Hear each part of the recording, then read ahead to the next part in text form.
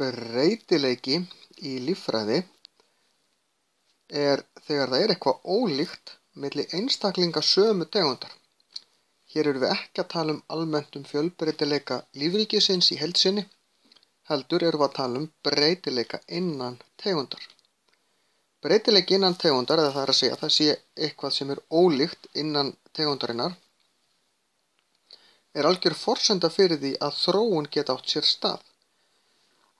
Það í raun og veru að dýr eru ólík gerir suma hæfari til þess að takast á við breytingar á meðan aðrir eru það ekki. Ef allir var eins, engin breytileiki, þá myndi annaðhvort allir deyja eða allir lifa.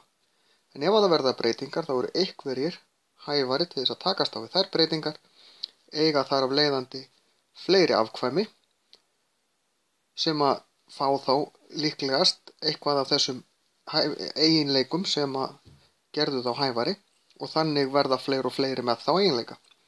Þetta er í raun náttúruval sem verður svo til þess að tegundin aðlagast aðstæðum, það er í raun aðlögun. En til þess að þetta geti gerst þá þarf breytileika innan tegundarinnar.